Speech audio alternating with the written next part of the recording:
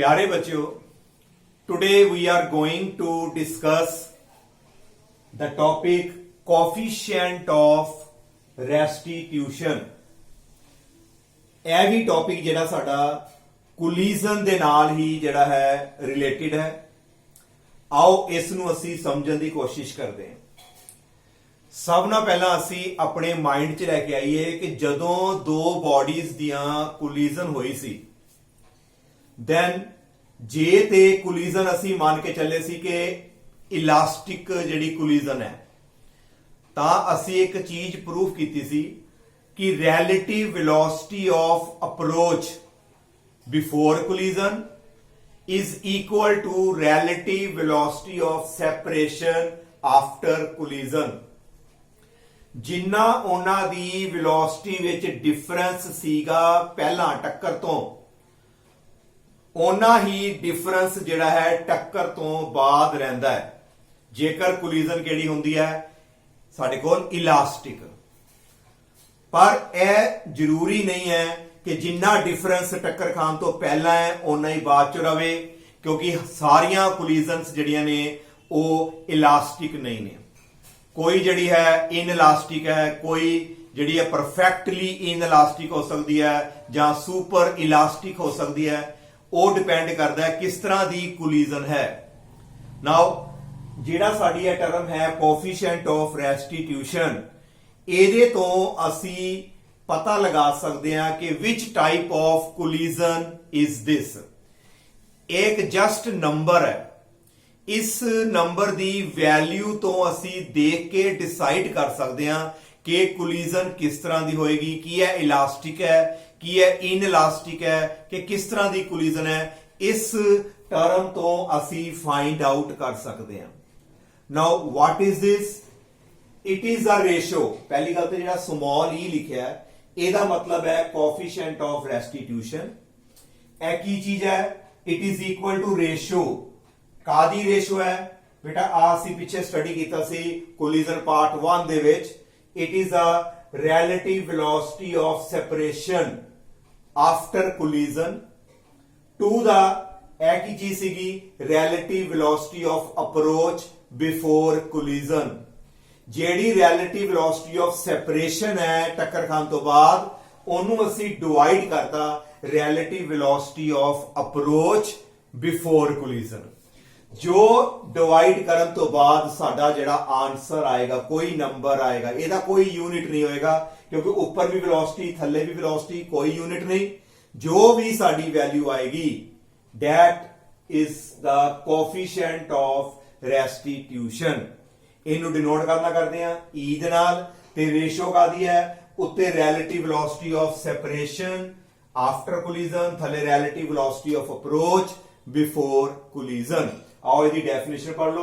It is a ratio of the magnitude of relative velocity of separation after collision to the relative velocity of approach before collision। it is just a number।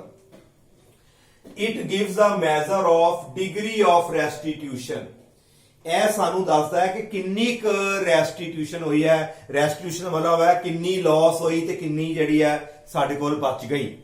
Just Las ਜਿਹੜੀ ਹੈ ਉਹ ਕਿੰਨੀ ਕੁ ਹੋਈ, ਇਹ ਤੋਂ ਪਤਾ ਲੱਗਦਾ ਸਾਨੂੰ ਕੋਐਫੀਸ਼ੀਐਂਟ ਆਫ ਰੈਸਟੀਟਿਊਸ਼ਨ ਤੋਂ। And this term is used to distinguish between the different types of collision. ਜਿਹੜੀ ਕਿਹੜੀ ਕੋਲੀਜ਼ਨ ਹੈ, ਇਲਾਸਟਿਕ ਹੈ ਕਿ ਇਨਇਲਾਸਟਿਕ ਹੈ, ਉਹ ਅਸੀਂ ਪਤਾ ਕਰਨਾ ਹੋਵੇ ਤੇ ਸਾਨੂੰ ਇਸ ਟਰਮ ਤੋਂ ਜਿਹੜਾ ਹੈ ਸਾਨੂੰ ਪਤਾ ਲੱਗੇਗਾ। ਨਾਓ ਜੇਕਰ e ਦੀ ਵੈਲਿਊ बेटा ਜਿਹੜਾ ਸਮਾਲ e ਹੈ ਪਹਿਲਾ ਪਾਰਟ, ਜੇਕਰ e ਦੀ ਵੈਲਿਊ 1 ਹੈ, ਜੇਕਰ e ਦੀ ਵੈਲਿਊ ਸਾਡੀ 1 ਆਈ, 1 ਤਾਂ ਆਏਗੀ ਜੇਕਰ ਆ ਦੋਨੋਂ ਇਕੁਅਲ ਹੋਣ, ਕਿਉਂਕਿ ਇਹ ਕੱਟੇ ਜਾਣਗੇ ਤੇ 1 ਆਏਗੀ। ਹੁਣ ਆ ਜੇ ਇਕੁਅਲ ਹੋ ਗਏ, relative velocity of approach ਤੇ relative velocity of separation ਜੇ ਇਕੁਅਲ ਹੈ, ਇਹ ਕਦੋਂ ਇਕੁਅਲ ਪ੍ਰੂਵ ਕੀਤੇ ਸੀ? ਪਹਿਲਾ ਪਾਰਟ ਦੇਖੋ ਕੋਲੀਜ਼ਨ ਵਾਲਾ, ਉਹਦੇ ਤੇ ਅਸੀਂ ਪ੍ਰੂਵ ਕੀਤਾ ਸੀ ਕਿ ਜੇਕਰ ਕੋਲੀਜ਼ਨ ਇਲਾਸਟਿਕ ਹੈ ਉਦੋਂ relative velocity of separation ਤੇ ਅਪਰੋਚ ਵਾਲੀ ਇਕੁਅਲ ਹੈ, ਉਦੋਂ ਇਹ ਜਿਹੜੀ ਵੈਲਿਊ ਕੱਟੀ ਜਾਏਗੀ। ਇਹਦਾ ਮਤਲਬ e is equal to 1, then ਸਾਡੇ ਕੋਲ ਕੀ ਆਏਗਾ? collision is elastic in nature। ਸਾਡੀ ਜਿਹੜੀ collision ਹੈ ਉਹ ਇਲਾਸਟਿਕ ਨੇਚਰ ਵਿੱਚ ਹੋਏਗੀ। ਹਾਂਜੀ ਬੇਟਾ clear. What is the value of E for elastic collision? ਉਹਦੀ ਵੈਲਿਊ ਆਏਗੀ E is equal to 1। ਕਿਉਂ 1? ਕਿਉਂਕਿ ਇਹ ਦੋਨੋਂ ਕੱਟੇ ਜਾਣੇ ਆ, ਕਿਉਂਕਿ ਦੋਨੋਂ ਜਿਹੜੇ ਆ ਆਪਸ ਵਿੱਚ ਇਕੁਅਲ ਹੁੰਦੇ, ਰਿਲੇਟਿਵ ਵੈਲੋਸਿਟੀ ਆਫ ਅਪਰੋਚ ਤੇ ਰਿਲੇਟਿਵ ਵੈਲੋਸਿਟੀ ਆਫ ਸੈਪਰੇਸ਼ਨ ਆਪਸ ਵਿੱਚ ਇਕੁਅਲ ਹੈ। ਨਾਓ ਇਸ ਤੋਂ ਬਾਅਦ ਸਾਡੇ ਕੋਲ E ਦੀ ਵੈਲਿਊ ਨੰਬਰ 2 ਕੇਸ E ਦੀ ਵੈਲਿਊ 0 ਤੇ 1 ਦੇ ਵਿਚਕਾਰ ਹੋ ਸਕਦੀ ਹੈ। E ਦੀ ਵੈਲਿਊ 0 ਤੇ 1 ਦੇ ਇਨ ਬਿਟਵੀਨ। ਇਹ ਕਦੋਂ? ਮਤਲਬ 1 ਤੋਂ ਘੱਟ, ਲੈਸ ਦੈਨ 1। ਲੈਸ ਦੈਨ 1 ਤਾਂ ਆਏਗੀ ਜੇਕਰ ਉੱਪਰ ਵਾਲੀ ਟਰਮ ਛੋਟੀ ਹੋਵੇ, ਥੱਲੇ ਵਾਲੀ ਵੱਡੀ।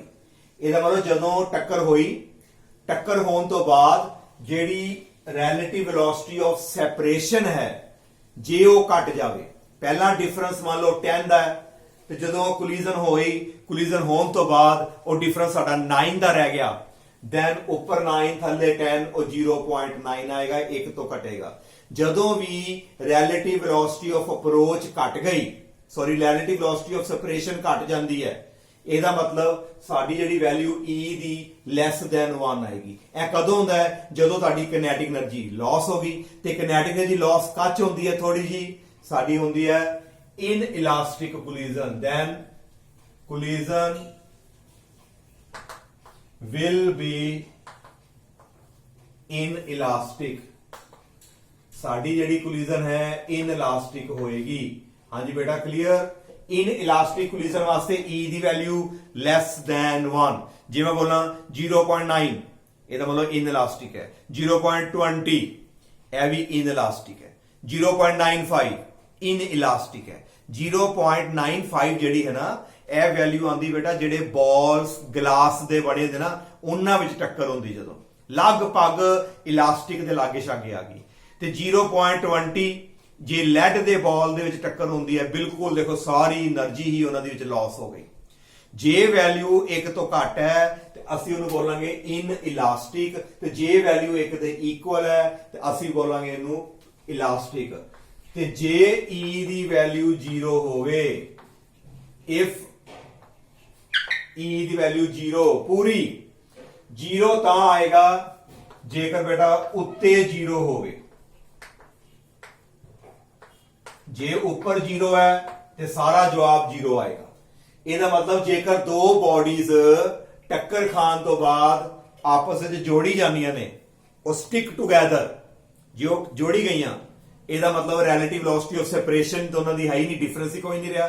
ਫਿਰ ਸਾਡੇ ਕੋਲ ਜਿਹੜਾ ਹੈ ਉਹ ਆਨਸਰ 0 ਆਏਗਾ। ਇਹਦਾ ਮਤਲਬ if E is equal to 0 then collision ਜਿਹੜੀ ਆਏਗੀ will be purely, ਹਾਂਜੀ ਸਾਡੇ ਕੋਲ ਪਿਓਰਲੀ ਕਿਹੜੀ ਆਏਗੀ? ਇਨ ਇਲਾਸਟਿਕ। ਬਿਲਕੁਲ ਜਿਹੜੀ ਹੈ ਇਨ ਇਲਾਸਟਿਕ ਕੋਲੀਜ਼ਨ ਆਏਗੀ, ਬਿਲਕੁਲ ਪਰਫੈਕਟਲੀ ਇਨ ਇਲਾਸਟਿਕ ਕੋਲੀਜ਼ਨ ਆਏਗੀ ਜੇਕਰ E ਦੀ ਵੈਲਿਊ ਕਿੰਨੀ ਆਂਦੀ ਹੈ? 0 ਆਂਦੀ ਹੈ। ਹਾਂਜੀ ਬੇਟਾ ਕਲੀਅਰ। ਇਹ ਤਿੰਨ ਤਰ੍ਹਾਂ ਦੀਆਂ ਜਿਹੜੀਆਂ ਸਾਡੀਆਂ ਮੇਨ ਕੋਲੀਜ਼ਨ ਸੀਗੀਆਂ। ਇਲਾਸਟਿਕ, ਉਹਦੇ ਵਾਸਤੇ ਵੈਲਿਊ E ਦੀ 1, ਇਨ ਇਲਾਸਟਿਕ ਦੀ ਵੈਲਿਊ 0 ਤੇ 1 ਦੇ ਵਿਚਕਾਰ ਹੋਏਗੀ, ਤੇ ਜਿਹੜੀ ਪਰਫੈਕਟਲੀ ਇਨ ਇਲਾਸਟਿਕ ਹੈ, ਪਰਫੈਕਟਲੀ, ਇੱਥੇ ਪਿਓਰਲੀ ਦੀ ਜਗ੍ਹਾ ਤੇ ਤੁਸੀਂ ਇੱਥੇ ਪਰਫੈਕਟਲੀ ਵੀ ਲਿਖ ਸਕਦੇ ਹੋ। ਪਰਫੈਕਟਲੀ ਇਨ ਇਲਾਸਟਿਕ ਜਿਹੜੀ ਕੋਲੀਜ਼ਨ ਹੈ ਉਹਦੇ ਵਾਸਤੇ E ਦੀ ਵੈਲਿਊ ਕਿੰਨੀ ਆਂਦੀ ਹੈ? 0। ਤੇ E ਜਿਹੜਾ ਹੈ ਇੱਕ ਨੰਬਰ ਹੈ, ਇਹਦਾ ਕੋਈ ਵੀ ਯੂਨਿਟ ਨਹੀਂ ਹੈ। ਤੇ ਰੇਸ਼ੋ ਕਾਦੀ ਹੈ? Magnitude of relative velocity of separation after collision to the relative velocity of approach before collision। I think ਬੇਟਾ ਤੁਹਾਨੂੰ ਇੱਥੋਂ ਤੱਕ ਜਿਹੜਾ ਹੈ ਇਹ ਟੌਪਿਕ ਕਲੀਅਰ ਹੋ ਗਿਆ। ਨਾਓ ਸਾਡਾ ਇੱਕ ਟੌਪਿਕ ਰਹਿੰਦਾ ਹੈ ਹਲੇ ਪਾਵਰ, ਕਿਉਂਕਿ ਸਾਡਾ ਚੈਪਟਰ ਚੱਲਦਾ ਪਿਆ ਵਰਕ, એનર્ਜੀ, ਪਾਵਰ। ਅਸੀਂ ਵਰਕ ਬਾਰੇ ਵੀ ਡਿਸਕਸ ਕੀਤਾ ਹੈ, એનર્ਜੀ ਬਾਰੇ ਵੀ। ਹੁਣ ਅਸੀਂ ਜਿਹੜਾ ਹੈ ਪਾਵਰ ਬਾਰੇ ਜਿਹੜਾ ਆਪਾਂ ਡਿਸਕਸ ਕਰਨ ਲੱਗੇ ਹਾਂ। ਪਹਿਲਾਂ ਮੈਂ ਇੱਥੇ ਪਾਵਰ ਦਾ ਟੌਪਿਕ ਜਿਹੜਾ ਲਿਖ ਲੈਣਾ ਹੈ, ਉਸ ਤੋਂ ਬਾਅਦ ਅਸੀਂ ਜਿਹੜਾ ਇਹਨੂੰ ਡਿਸਕਸ ਕਰਦੇ ਹਾਂ। Now, the next topic is power। Work भी स्टडी कर लिया, एनर्जी भी स्टडी की। आओ असी हुण पावर बारे जिहड़ा है स्टडी करते हैं।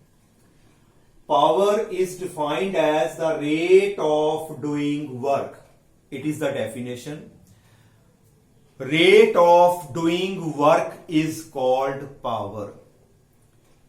ਸਾਡੀ ਜਿਹੜੀ ਹੈ ਕੰਮ ਕਰਨ ਦੀ speed, how fast we complete the given work, ਅਸੀਂ ਜਿਹੜਾ ਸਾਨੂੰ ਕੰਮ ਦਿੱਤਾ ਹੈ ਅਸੀਂ ਉਹ ਕਿੰਨਾ ਫਾਸਟ ਕਰਦੇ ਹਾਂ, ਉਹ ਸਾਡੀ ਜਿਹੜੀ ਹੈ ਉਹ ਪਾਵਰ ਹੋਏਗੀ। ਜੇਕਰ ਕੋਈ ਪਰਸਨ ਜਿਹੜਾ ਹੈ ਗਿਵਨ ਵਰਕ ਨੂੰ ਸਮਾਲ ਟਾਈਮ 'ਚ ਕੰਪਲੀਟ ਕਰ ਦਿੰਦਾ ਹੈ, ਥੋੜੇ ਸਮੇਂ ਦੇ ਵਿੱਚ ਹੀ ਸ਼ਾਰਟ ਟਾਈਮ ਦੇ ਵਿੱਚ ਉਹਨੂੰ ਕੰਪਲੀਟ ਕਰ ਦਿੰਦਾ ਹੈ, ਉਹਦੀ ਜਿਹੜੀ ਪਾਵਰ ਹੈ ਉਹ ਜ਼ਿਆਦਾ ਹੈ। ਤੇ ਜੇਕਰ ਕਿਸੇ ਵਰਕ ਨੂੰ ਕੰਪਲੀਟ ਕਰਨ ਦੇ ਲਈ ਅਸੀਂ ਟਾਈਮ ਜ਼ਿਆਦਾ ਲੈ ਲਈਏ ਫਿਰ ਸਾਡੀ ਜਿਹੜੀ ਹੈ ਪਾਵਰ ਹੈ, ਉਸ ਏਜੰਟ ਦੀ ਜਿਹੜੀ ਪਾਵਰ ਹੈ ਉਹ ਘੱਟ ਹੋਏਗੀ। ਹਾਂਜੀ ਬੇਟਾ clear. The rate of doing work, rate ਦਾ ਮਤਲਬ ਸਪੀਡ, ਟਾਈਮ ਦੇ ਅਕੋਰਡਿੰਗ।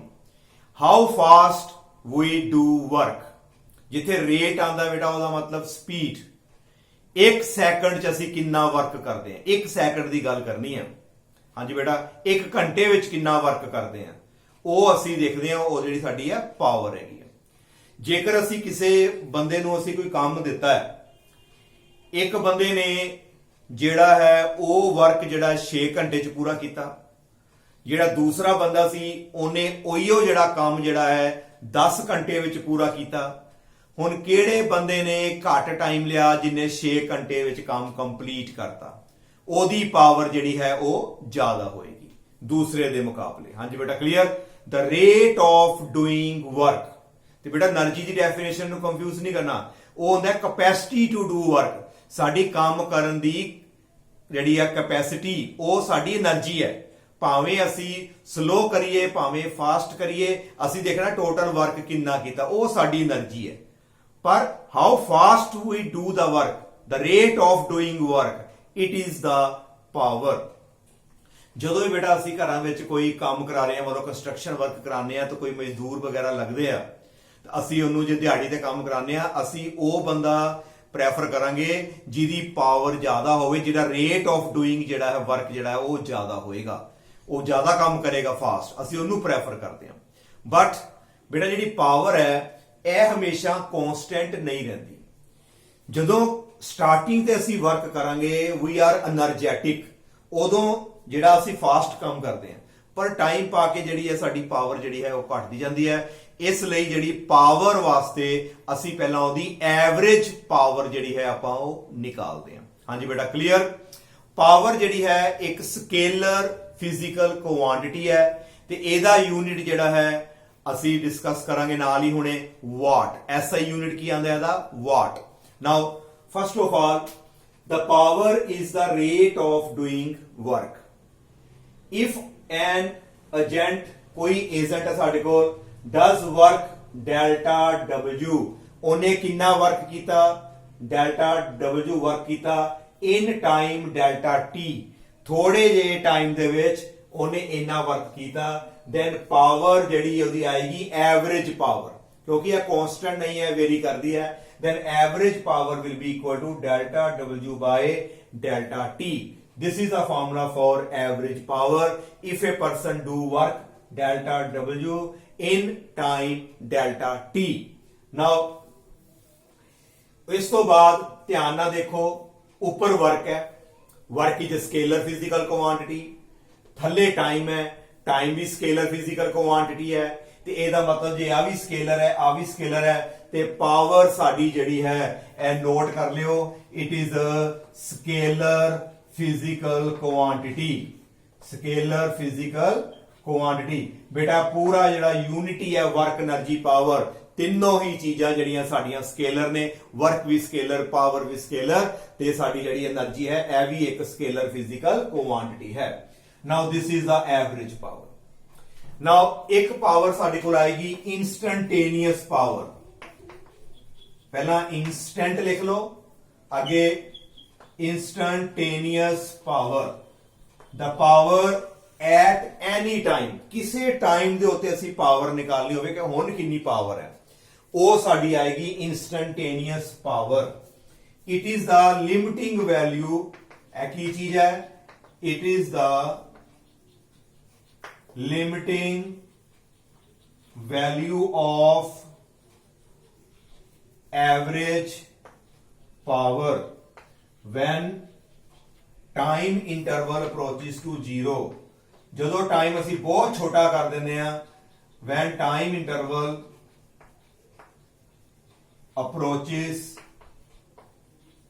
to 0 ਐਵਰੇਜ ਵੈਲਿਊ ਵਿੱਚ ਟਾਈਮ ਦੀ ਵੈਲਿਊ ਦਿੱਤੀ ਹੈ ਕਿ ਇੰਨੇ ਟਾਈਮ 'ਚ ਕਿੰਨਾ ਵਰਕ ਕੀਤਾ ਅਸੀਂ ਕੋਈ ਟਾਈਮ ਇੰਟਰਵਲ ਦਿੱਤਾ ਕਿ ਇੰਨੇ ਟਾਈਮ 'ਚ ਉਹਨੇ ਕਿੰਨਾ ਵਰਕ ਕੀਤਾ ਕਿਉਂਕਿ ਹਰ ਟਾਈਮ ਤੇ ਉਹ ਪਾਵਰ ਜਿਹੜੀ ਹੈ ਕਨਸਟੈਂਟ ਨਹੀਂ ਤੇ ਜੇ ਇਸ ਟਾਈਮ ਨੂੰ ਅਸੀਂ ਬਹੁਤ ਛੋਟਾ ਕਰ ਦਈਏ very very small then it is gives us the instantaneous power the power of an agent at that instant जिस टाइम ਤੇ ਮਰਜ਼ੀ ਆਪਾਂ ਚੈੱਕ ਕਰ ਸਕਦੇ ਹਾਂ when time interval approaches to 0 ਠੀਕ ਹੈ ਬੇਟਾ ਇਹਨੂੰ ਅਸੀਂ ਡੈਫੀਨੇਸ਼ਨ ਇਹਦੀ ਕੀ ਬਣੇਗੀ ਇਹਦਾ ਮਤਲਬ instantaneous power ਅਸੀਂ ਕਿਵੇਂ ਨਿਕਾਲਾਂਗੇ now instantaneous power ਉਹ ਕਿਵੇਂ ਨਿਕਾਲਾਂਗੇ ਜਿਹੜੀ ਐਵਰੇਜ ਪਾਵਰ ਹੈ ਇਹਦੇ ਨਾਲ ਡੈਲਟਾ ਟੀ ਟੈਂਡਸ ਟੂ 0 ਜਿਹੜਾ ਸਾਡਾ ਟਾਈਮ ਇੰਟਰਵਲ ਹੈ ਉਹਦੀ ਵੈਲਿਊ ਲਗਾਤੀ it is very very small time interval ਦੀ ਅਸੀਂ ਪਾਵਰ ਚੈੱਕ ਕਰ ਰਹੇ ਹਾਂ then it is gives us delta t tends to 0 it is a limit ਉੱਪਰ ਆ ਗਿਆ ਫਾਰਮੂਲਾ ਪੁੱਟ ਕਰਤਾ ਤੇ ਬੇਟਾ ਆਲਰੇਡੀ ਅਸੀਂ ਸਟੱਡੀ ਕੀਤਾ ਹੈ ਕਿ ਜਦੋਂ ਲਿਮਿਟ ਹੋਵੇ ਤੇ ਡੈਲਟਾ ਦੀ ਜਗ੍ਹਾ ਦੇ ਉੱਤੇ ਅਸੀਂ d ਪਾ ਦਿੰਦੇ ਹਾਂ very very small dw by dt this is the formula for instantaneous power ਬੇਟਾ ਇਸ ਤਰ੍ਹਾਂ ਦੀ ਚੀਜ਼ ਅਸੀਂ instantaneous velocity instantaneous acceleration ਵਗੈਰਾ ਚ ਆਪਾਂ ਡਿਸਕਸ ਕੀਤਾ ਸੀ now this is the instantaneous power the power at any instant now this is the average power ਇਹਦੀ ਲਿਮਿਟਿੰਗ ਵੈਲਿਊ ਨੂੰ instantaneous power ਅਸੀਂ ਕਹਿੰਦੇ ਹਾਂ now I think ਕਿ ਤੁਹਾਨੂੰ ਜਿਹੜਾ ਹੈ ਇੱਥੋਂ ਤੱਕ ਆਰਟੀਕਲ ਜਿਹੜਾ ਕਲੀਅਰ ਹੋ ਗਿਆ ਕਿ ਪਾਵਰ ਦਾ ਮਤਲਬ ਜਿਹੜਾ ਹੈ just rate of doing work ਸਾਡੀ ਕੰਮ ਕਰਨ ਦੀ ਜਿਹੜੀ ਹੈ ਕੈਪੈਸਿਟੀ ਨਾਓ ਰਿਲੇਸ਼ਨ ਜਿਹੜਾ ਹੈ ਪਾਵਰ ਦਾ ਅਸੀਂ ਨਿਕਾਲ ਲੱਗੇ ਹਾਂ ਰਿਲੇਸ਼ਨ ਆਫ ਜਾਂ formula for power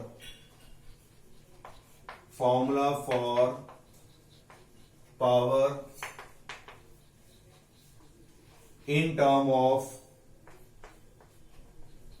force and velocity formula ਨਿਕਾਲ ਲੱਗੇ ਆ ਪਾਵਰ ਦਾ ਫੋਰਸ ਵਿੱਚ ਤੇ ਵੈਲੋਸਿਟੀ ਦੇ ਵਿੱਚ ਬੇਟਾ ਵੈਰੀ ਈਜ਼ੀ ਕਿਸ ਤਰ੍ਹਾਂ ਦੇਖੋ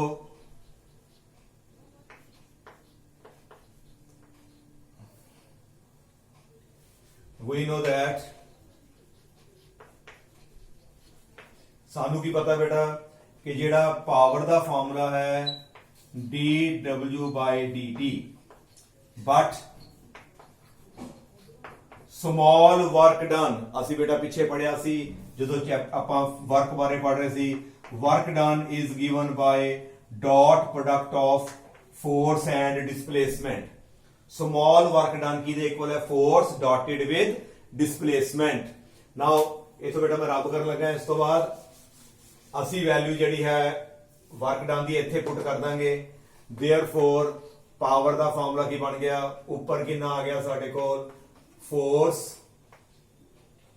force dotted with displacement divided by dt now ਜਿਹੜੀ ਸਾਡੇ ਕੋਲ dt ਹੈ ਇਹਦੇ ਥੱਲੇ ਲੈ ਜਾਓ ਸਾਡੇ ਕੋਲ ਕੀ ਆ ਜਾਏਗਾ f dotted with ds over dt time ਨੂੰ ਇੱਕ ਦੇ ਥੱਲੇ ਲੈ ਗਏ ਅਸੀਂ but ds vector over dt displacement over time ਹਾਂਜੀ what is displacement over time ਜੇ ਬੇਟਾ ਤੁਹਾਨੂੰ ਯਾਦ ਹੋਵੇ displacement over time ਕਿਹਦੇ ਇਕੁਅਲ ਹੁੰਦਾ ਹੈ it is velocity therefore the power is given by force ਇੱਥੇ force ਆ ਗਈ dotted with ਆ ਕੀ ਚੀਜ਼ ਬਣ ਗਈ ਸਾਡੇ ਕੋਲ ਆ ਗਈ velocity now this is a formula for power power is given by the dot product of force and velocity power the formula dot product of force and velocity ਤੇ dot product ਨੂੰ ਅਸੀਂ ਹੋਰ ਕੀ ਬੋਲਦੇ ਬੇਟਾ scalar product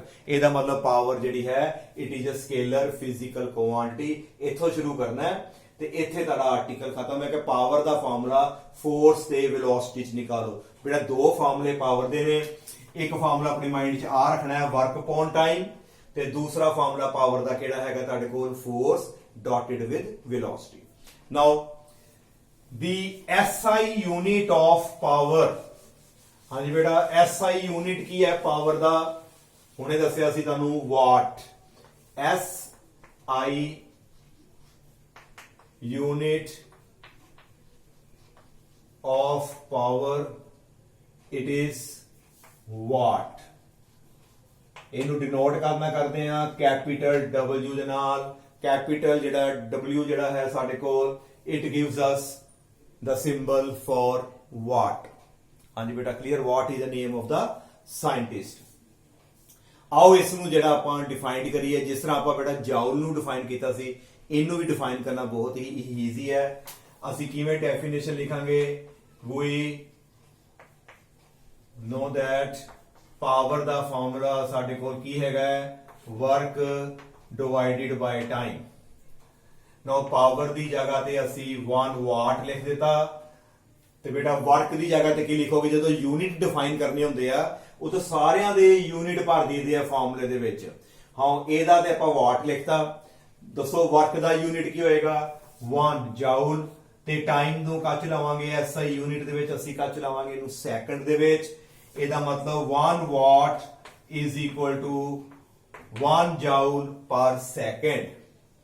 ਵਾਟ ਦੀ value ਆ ਗਈ 1 joule per second. ਨਾਓ definition ਬੇਟਾ ਕਿਸ ਤਰ੍ਹਾਂ ਬਣੇਗੀ, ਕਿਸ ਤਰ੍ਹਾਂ ਸ਼ੁਰੂ ਕਰੋਗੇ, work is set to be, ਬੇਟਾ ਅਸੀਂ ਤੇ ਪਾਵਰ ਡਿਫਾਈਨ ਕਰ ਰਹੇ ਹਾਂ, power is set to be 1 watt. Power ਨੂੰ 1 ਵਾਟ ਕਦੋਂ ਕਵਾਂਗੇ, ਜੇਕਰ 1 ਜਾਊਲ ਵਰਕ ਹੋਵੇ, ਕੋਈ ਏਜੰਟ ਜਿਹੜਾ ਹੈ 1 ਜਾਊਲ ਵਰਕ ਕਰੇ ਕਿੰਨੇ ਟਾਈਮ ਚ 1 ਸੈਕਿੰਡ ਚ।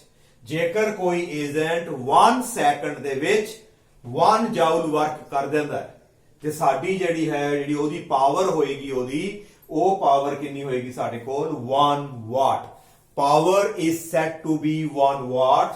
ਇਹ ਡੈਫੀਨੇਸ਼ਨ ਕਿਵੇਂ ਲਿਖੋਗੇ, ਇੱਥੇ ਲਿਖ ਦੇਣਾ ਮੈਂ, the power is said to be 1 watt if an agent do 1 joule of work, कितना काम करे 1 joule in 1 second। जेकर 1 ਸੈਕਿੰਡ ਦੇ ਵਿੱਚ 1 ਜਾਊਲ ਵਰਕ ਕਰੇ ਕੋਈ ਮਸ਼ੀਨ ਜਾਂ ਕੋਈ ਏਜੰਟ, ਦੈਨ ਸਾਡੇ ਕੋਲ ਜਿਹੜੀ ਪਾਵਰ ਆਏਗੀ ਉਹ ਆਏਗੀ 1 ਵਾਟ। ਆਈ ਥਿੰਕ ਕਿ ਤੁਹਾਨੂੰ ਇਸ ਦਾ ਕਲੀਅਰ ਹੋ ਗਿਆ। ਜਿਹੜਾ ਬਿਗਰ ਯੂਨਿਟ ਹੈ ਪਾਵਰ ਦਾ ਕਿਲੋਵਾਟ ਮੈਗਾਵਾਟ। ਜਿਹੜਾ ਬਿਗਰ ਯੂਨਿਟ ਹੈ ਪਾਵਰ ਦੇ, ਜਿਹੜੇ ਬੇਟਾ ਬਿਗਰ ਯੂਨਿਟ ਉਹ ਕਿਹੜੇ ਨੇ, ਜਾਂ ਤੇ ਅਸੀਂ ਬੋਲਾਂਗੇ ਕਿਲੋਵਾਟ। ਕਿਲੋ ਦਾ ਮਤਲਬ ਹੁੰਦਾ ਹੈ ਬੇਟਾ 1000, ਜਿੱਥੇ ਵੀ ਕੇ ਆਵੇ ਪ੍ਰੀਫਿਕਸ ਆਵੇ ਕੇ, ਉਹਦਾ ਮਤਲਬ ਹੈ 1000 ਵਾਟ।